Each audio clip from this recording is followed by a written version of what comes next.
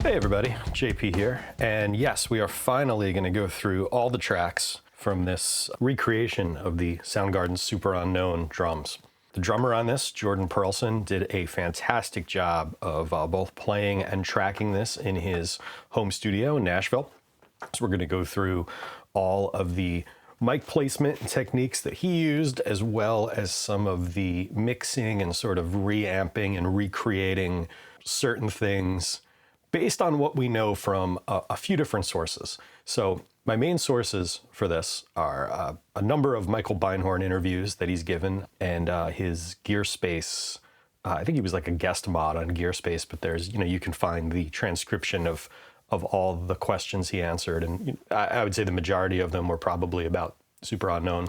Then Jason Corsaro was the tracking engineer on these sessions, and I was very fortunate to work with Jason in the late 90s at Showplay Studios in New Jersey. And although, I'm trying to remember, this is over 25 years ago, we did have some conversations about Soundgarden during our downtime in the studio.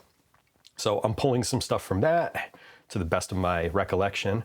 And then also some stuff we know about Brendan O'Brien's mixing. His mix was a huge part of this album as well. And we already went over the reamping snare that he did in those mixes in our last video. If you haven't seen that yet, please go check it out. We're going to talk about that a little bit here, but not quite as in-depth as we did in that video. I think we should probably start talking about what we know from the original tracking. And what we know from Matt Cameron is it was, I believe, a DW drum set with a number of snare drums used. The most infamous being the Keplinger pipe snare drum that was used on Black Hole Sun. But there were a few others in the rotation on that album. One was a Black Beauty from the Produce Like a Pro, Michael Beinhorn talking about Spoonman. I believe that's a good example of the Black Beauty that was used on that album. And that's actually what we used here for this, because Jordan's Black Beauty sounded the best for it. Jordan does have an old Keplinger snare that he was trying to get fixed up to use for this project, but he just wasn't happy with it. It wasn't really turning out the way he had hoped. So the Black Beauty was kind of the old reliable, and I think it sounded fantastic for this with a little bit of EQ. Another snare used on that album, at least for one song, Fell on Black Days, was a Brady Australian hardwood snare drum. Jarrah wood, I believe it's called, from eucalyptus trees. Fantastic sounding drum. So anyhow, we've got a good foundational basis based on the drums there. Microphone-wise, of course, we couldn't do the exact same things. We did not have U87s for the toms, like Jason Corsaro used. Rather expensive and risky mics to use on toms, for that matter. But we have one picture from those sessions that Matt Cameron shared on his Instagram, and you can see the 87s on the tops of the toms and 421s on the bottoms. We just went with 421s on the tops, and I think they sound fantastic. All of the drum microphones went through Michael Beinhorn's Neve 1057 germanium modules, which he had just acquired. I believe this was the first album that he had ever used them on, and they sound fantastic. So most of ours are a combination of API 3124 and Neve 1073 OPX preamps. And then I have a pair of AML 1058s that I just recently got a couple months ago. And we ran the kick and snare subgroups, buses, whatever you'd like to call them. We ran them out into those for this. So and we'll do a little comparison to show you what they sound like with and without. On the original tracking, all the drums, kick, snare, toms, all went through the 1057s, whereas the cymbal microphones and room mics, I believe, all went through SSL pre's, just to give some variation to the sound. Michael Beinhorn said anything that was metal went through the SSL. That would be spot mics on the cymbals and a pair of 67s up above the kit that were also ran through a pair of Neve 2254s, which were a Jason Corsaro favorite for room mics or ambient mics, whatever you want to call them. We're doing something similar with a pair of fatheads for this. Again, pair of U67s, not something everyone has hanging out in their home studio these days, but I think we did a good job of getting close. So why don't we just start to break these down one by one, starting with the kick. So we've got 3 mics on the kick here. We've got an SM91.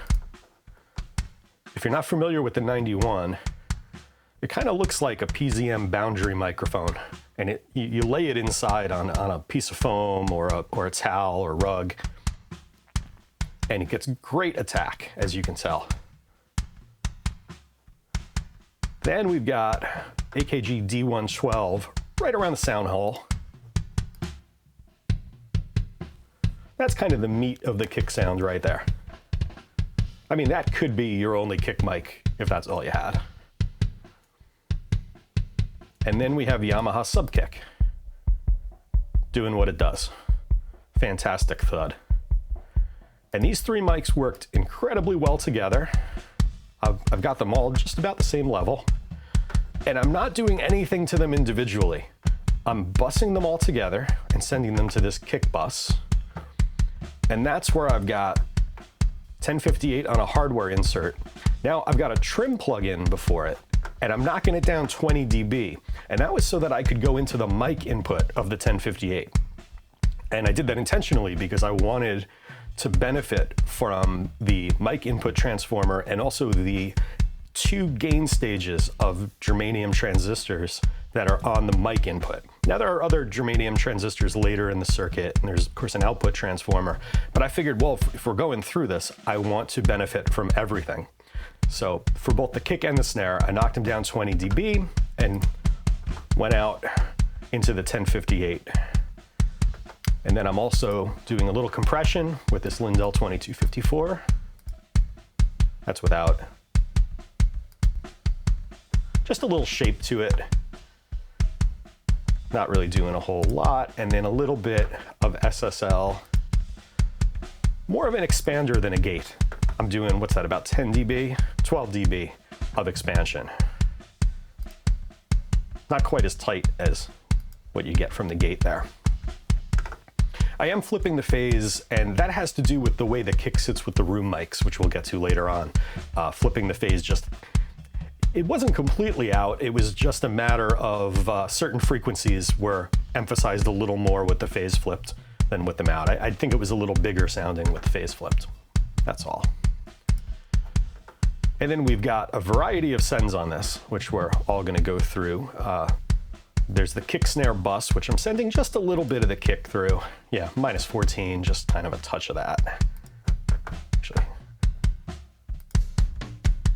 that's what that sounds like. Just enough kick in there to give it a little something. But that's mostly for the snare.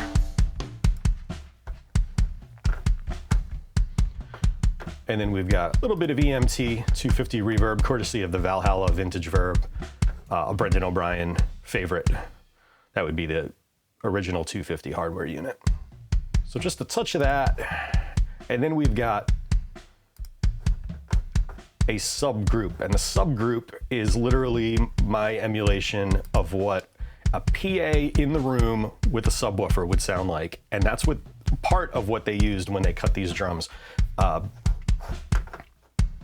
So legend has it, according to Michael Beinhorn, that yeah, they tried having a PA in the live room with the drums. He said, from memory, he believes they only really used subwoofers with it to give things a boost. Kind of like, you know, the Metallica trick that we talked about in those videos, the Randy Staub mix videos of how they used those, you know, massive Mitsubishi subwoofers around the drum set. And also Tommy Lee from Motley Crue, Dr. Feelgood. So I guess it was a similar idea, and they used a DBX 120 subharmonic synth to enhance the low end of the drums going through that. We'll give that a listen later on, but that was one aspect of this that we did try to recreate. And since Brendan O'Brien mixed it, I'm doing the floating drum bus, which again, if you're not familiar with it, we did a whole overview of Brendan's mixing techniques. But what this basically does is you send all the drums to a drum bus, and the kick goes to both the drum bus and the main mix bus.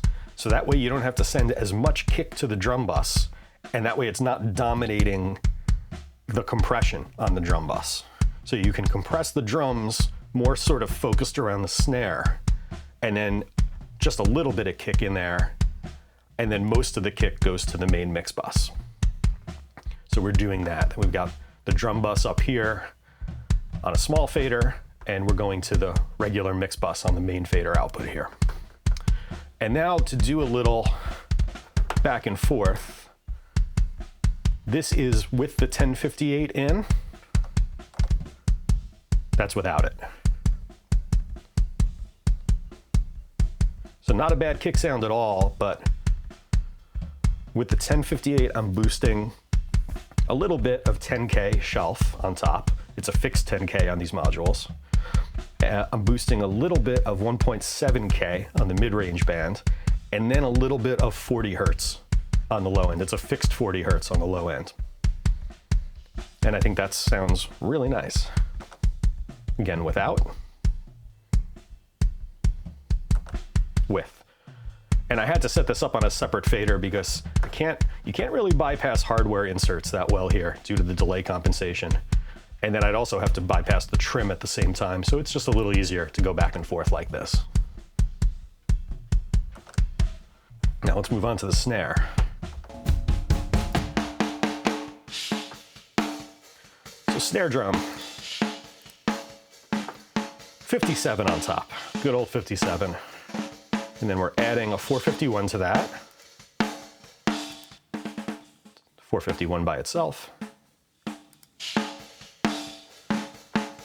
Good phase between them, no issues there. And then bottom mic. That's a MicTech mic clipped onto the bottom rim, and I really like that a lot. I am gating it separately. I'm gating the snare in general with the SSL, which we'll get to in a second, but I wanted to gate that a little. The snares were very sensitive on Jordan's drum, and I think they sound fantastic, but they were also getting sort of misfired a little bit by the toms and things like that, which is common. That's one of the reasons people reamp snares, like we did for this as well.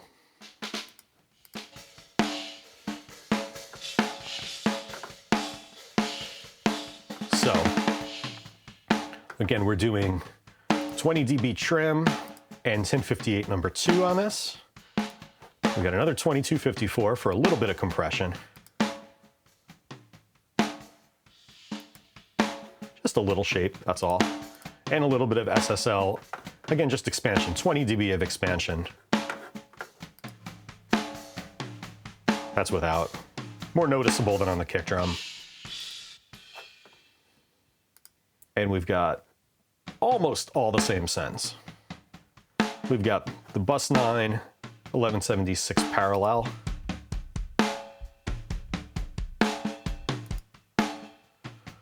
An old favorite. I don't know for a fact that Brendan O'Brien used that on this, but it was in his arsenal, and it sounds good here. A little bit of 250, EMT 250 that is. We've got a little bit of this going into the subwoofer group, and also a detune group. Now, the detune group is something I learned about from Jason Corsaro. Michael Beinhorn said on Gearspace that he wasn't so sure about that being used, but based on my recollection of talking with Jason about it, again, 25 plus years ago, with some really good hash being passed around during that conversation, he was talking about how he pitched down the snare and toms and pumped them out into the room with the drums. I know he's done that on other projects too. It's something that was a bit of a characteristic thing for him to do. And I believe he said he did it with an AMS 1580 DMX unit for that. So we're doing something similar. Again, we're gonna get to that. I might actually do a whole breakdown on that in a separate video just to shine a spotlight on it, but we're gonna listen to that in a little bit anyhow. But for now, I do wanna compare this for you. Like we did with and without the 1058. That's without it. So I'm doing a little more EQing to this than I am with the kick. A little boxy without the EQ. So I'm boosting a bit of 10K shelf, a little more than I was on the kick. I'm boosting a bit of 2.5K on the mid-band, pretty substantial amount. And I'm not doing anything with the lows. Didn't feel the need to do that. So it's just a lot of 10K and a lot of 2.5K happening. And it's tough to tell, I'm looking at it, it's tough to tell exactly, they don't give you dB markings, but I'd be like one notch up than what I'm doing on the kick drum for both of those.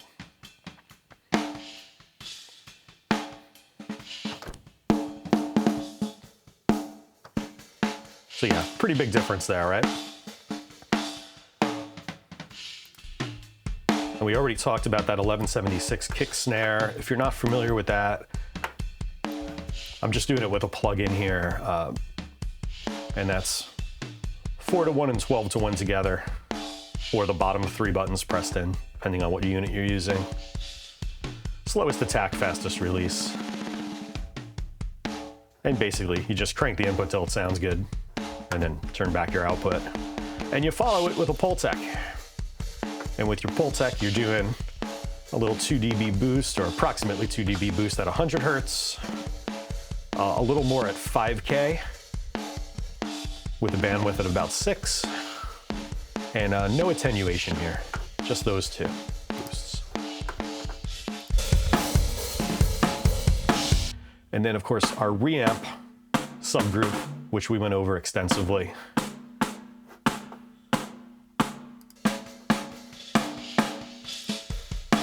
So all 3 together, we've got the 3 original microphones, the parallel bus, and then our 3 mics from our Snare reamp. And on the reamp, germanium compressor, which absolutely rocks. That's without it.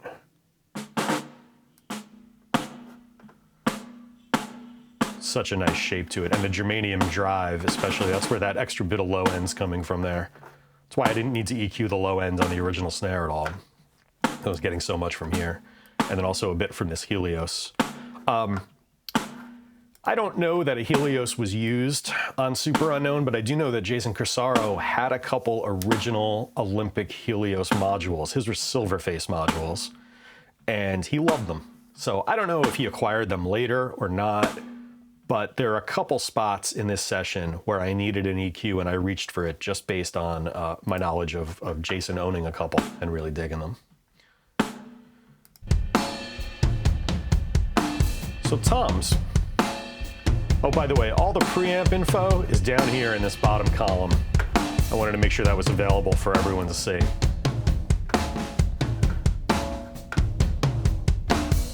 Most of the snare stuff went through the 1073s. The kick was a combination of the API 3124s with the D12 going through 1073. And then my reamp snare mics all went through API 3124 as well. Now let's get to a good tom part here. There we go. So basic 421s going through 1073s with, again, just a bit of expansion. I'm not gating anything too hard on any of this. It's 15 dB of expansion. I've got a little bit of the Sheps EQ, a little bit of 12K on top, a little bit of 4.8K in the upper mids, and a little bit of 110 in the bottom. It's without. Would have loved to have done this with the 1058s as well, but the Sheps is doing a fine job. And then a little bit of the germanium module. This is one of the few times I'm actually using the mix control. So I didn't want to compress the toms too much, but I did want to add quite a bit of germanium drive to them, which again really enhances that low end. This is kind of my way of, if they were tracked through germanium 1057 modules in the first place, I'm kind of doing my little way of adding that in there. But again, the actual compression, not a ton, but that's without it. So his toms sounded great on their own, but I just wanted to bring out some things. And I'm sending a little bit of that to the EMT250, as well as the subwoofer group and the detune group, which we're gonna get to once we get through these cymbals here.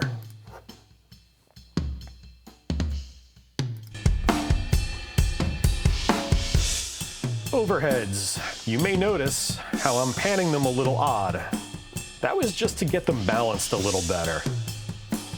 If I pan them hard, the snare is a little left heavy. And I found that at about 40 on the left, centered it a bit better. And I'm doing very gentle compression with the anniversary edition of the 1176, which has a 2-to-1 ratio.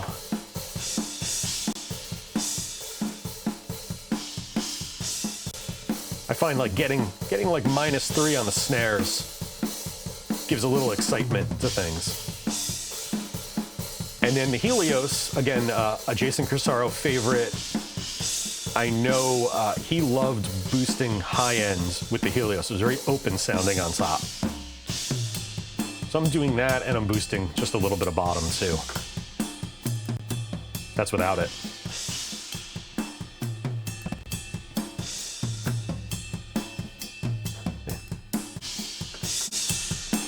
Oh, okay. So I found 4 dB to be adequate. 8 doesn't sound bad though. Oh, on the overheads we have Mercenary Audio KM69 microphones. Now, these are interesting. If you're not familiar with Mercenary Audio, they were really like a premier vintage and boutique pro audio company in the 90s and 2000s. And Fletcher, the owner and head of Mercenary, he had a forum on, I think it was rec.audio.pro. He was kind of, a guru for things. Originally, it was sort of the wave of vintage nostalgia that started in the early 90s with guys like Michael Beinhorn buying 1057s. Jason got his Helios modules from Fletcher at Mercenary in the 90s. And then in the 2000s, Fletcher started selling newer gear, and he also started speccing out his own gear. Certain things like the Drummer Mercenary Edition compressor and the RNC, there was a Mercenary edition of that, and a few other products, something from Little Labs, I believe. So Fletcher would kind of work with these guys to say, hey, I like this product, but I think it could be better this way and that way. And because he was such a guru, such a mensch in the industry, that people would listen to him and heed his advice about things, and they'd work together to make some really cool products. So one of the last things they did before he sold Mercenary in, I believe it was 2010, about a year or two before that, he came out with these microphones called KM69s, because he was so frustrated with there not being a good alternative to the old Neumann KM84s in the market at the time. He did not care for the KM184 reissues. And I'm not sure who actually made the KM69s for Fletcher, but they were really awesome mics that unfortunately are pretty rare now because Mercenary was gone about a year later. I should say Fletcher sold it, and then the new owners basically drove it into the ground within a couple years.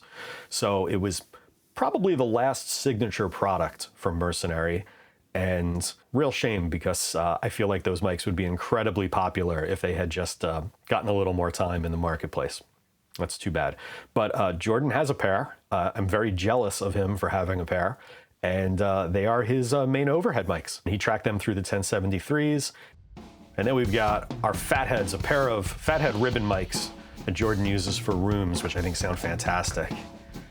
And we're doing the 2254 on those, just like Jason Corsaro liked so much on room mics. That's without them. I love these compressors on rooms because at a 4-to-1 ratio, they just sound massive. If you go back and check out our Brendan O'Brien room mic compressor shootout, a lot of people thought that the 2254 was the winner. And a little bit of Helios on there too. Again, a little bit of top and a little bit of bottom, a little bit of 120 on the bottom. I would really love to get a pair of the Helios 500 modules, but they are very expensive. They're like twice the cost of your average 500 series. Maybe one day, we'll see. Then we've got our mono kit mic, which was an SE Voodoo ribbon mic. Used 2 different Cornef audio plugins on this. Jordan just sent me 1 track of it, but I liked the level lock and I liked the talkback limiter, and I couldn't decide which one I liked more. So I copied the track and used one on each, and the combination was great. The talkback limiter gave me a lot of low end, and the level lock did something really nice to the snare and the cymbals.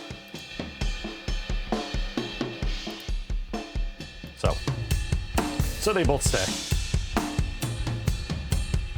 And now, very quickly, I'm gonna do a separate video and really go into these, but this is our subwoofer PA recreation of what it might sound like pumping the subs out into the room. I'm using the BX sub-synth for this to generate the bottom like Michael Beinhorn described doing with the DBX. I'm using just the simple EQ plugin ProTools to roll off a lot of the top. That's without it. I just wanted pure sub from this track. And then we've got our detune track, where I'm pitching things down with an H3000. This is just the tom and snares going into this track. The other one had kick, snare, and toms going through it. That's bypassed.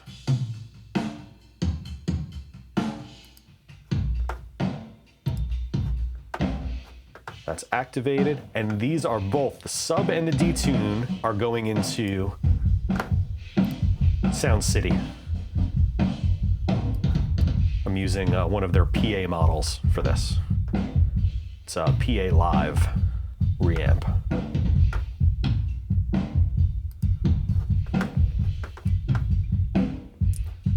And then there's one other fun little thing I'm doing with Sound City, which is, I can't solo it, I'll lose everything if I solo it, but I've got this. Mute the kick out of there, sorry.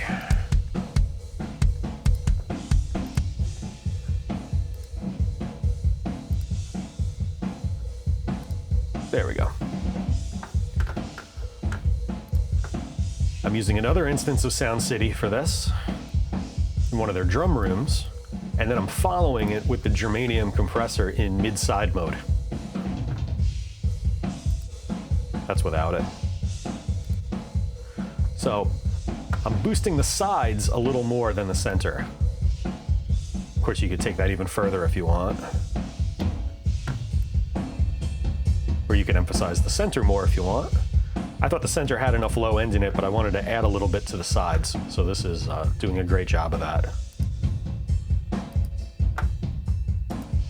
You do have to be careful with how much low end you're adding with that germanium compressor, that germanium drive section.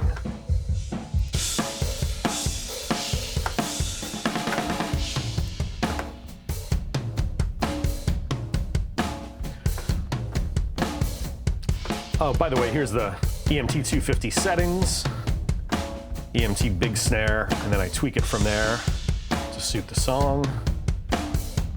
It's just a Brendan O'Brien reverb favorite. And another Brendan O'Brien favorite from this era was the use of a Summit tube compressor on the drum bus. He used a DC200 or DCL200. This is the closest we can get in plugin form, and it does a great job of imbuing that certain something that Summit does so well. That's without it. So just a little something. And because the kick drum is going to the main mix as well as the drum bus, but in a lower level, this compression is really based around the snare. And in a section like this, the toms, because they're so heavy.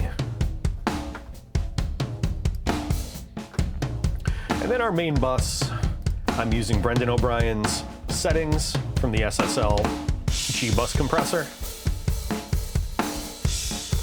And that's the 3 millisecond attack, 300 millisecond release, 4:1 ratio, and about 4 dB.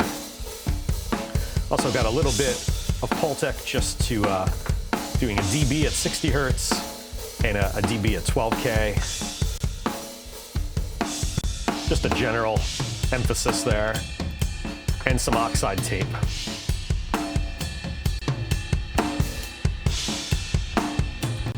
Just to smooth things out a little. Love that oxide tape.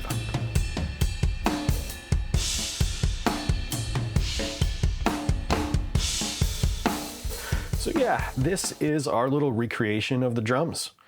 And, you know, it takes a drummer like Jordan Perlson to really pull this off, because he is a huge Matt Cameron fan. I mean, Jordan's a fantastic drummer in a variety of styles, but, you know, it really takes somebody with a great snare technique to kind of capture those rolls and fills the way Matt plays them on this album and throughout his whole career.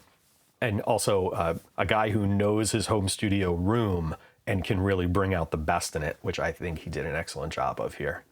All right, so I think that covers just about everything. Again, I'm going to do another video going into more detail on the subwoofer PA and the detune recreation, just because I think it deserves it, frankly, and I think that's something that a lot of people might be looking to do in their own mixes. So we'll get to that in a little bit.